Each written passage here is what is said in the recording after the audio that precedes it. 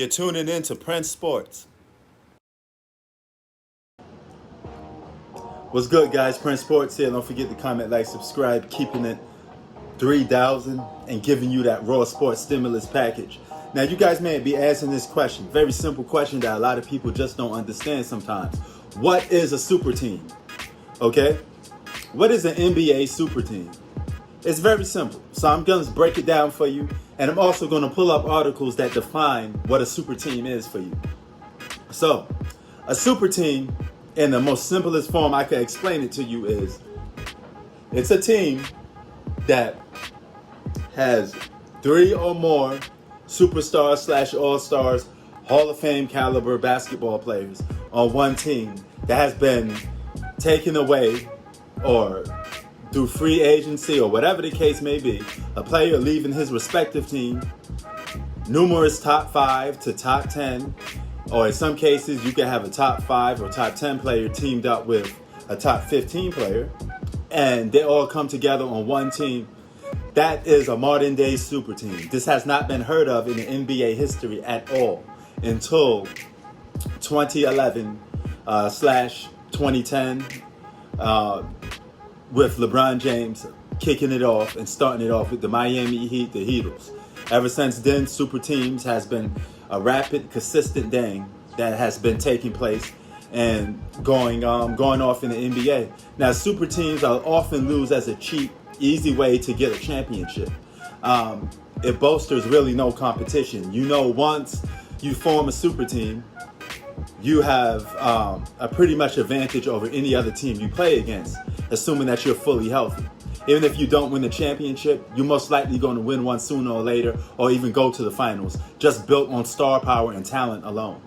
Okay, now these super teams usually have superstar power, a whole lot of it, and then on top of that, they always find some way to get some top role players, borderline all-stars, and it just continues to trickle down to a very stacked team.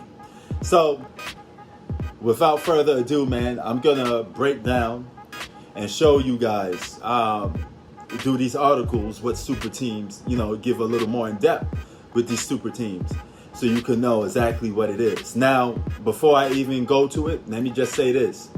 A dynasty and a super team are two complete different things. A dynasty is a team built through a draft for the most part, okay? Teams that developed and over time they became good. That is a dynasty, okay? And drafting players in a draft pick is not a super team, okay? That's like going to the store getting a lotto ticket, a scratch-off ticket. You may win, you may lose. You may get the winning numbers, and you may get $1,000. You may get $1 million and win the jackpot. And guess what? If you do that, more success to you. You won. But for decades, the NBA has always been about building their teams up through the draft. Never before have players been able to team up with each other, deplete competition, and become what we call a modern day super team in this super team era of basketball. So let's get into it. Now pay attention to that first line. Super teams did not exist in the NBA before 2010. Okay, so if super teams didn't start before 2010-2011 season, that means somebody had to start super teams, right? I wonder who could that be?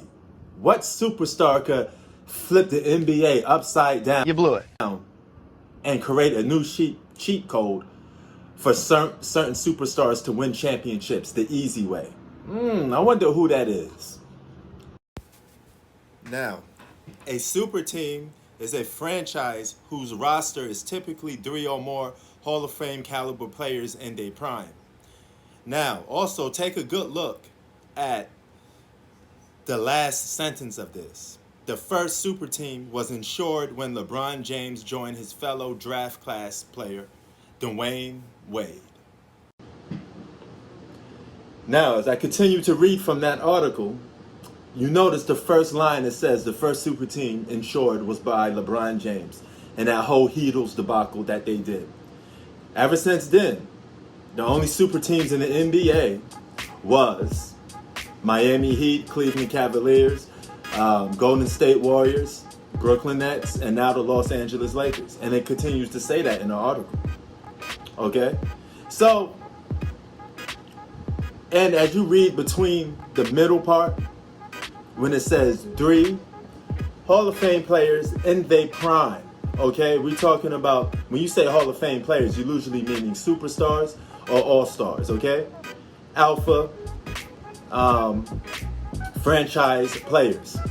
And it says these players currently representing Eastern or Western Conference teams, okay? This means guys being pulled away from their franchises to being played with one team, coming together, 3 or more.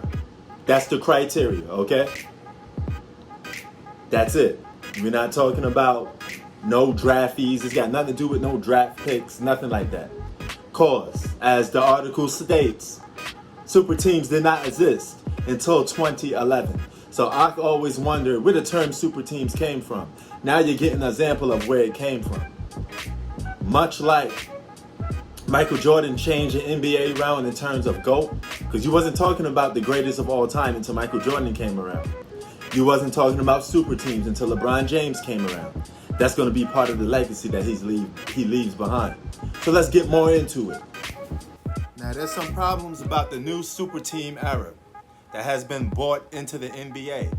Claims persist that superstar players no longer are looking to make the game competitive, but finding an easier way to obtain the NBA championship. Alright, so there you have it, man. We clearly broke down what a super team is. I said in my live stream why I discredit super teams and why I don't like them. So I really pretty much broke down this verbatim, okay? Brought up articles that talks about super teams and how it got started and when it got started. So you got a little piece of history in this video. And now you can know who's the anchor of starting super teams, okay?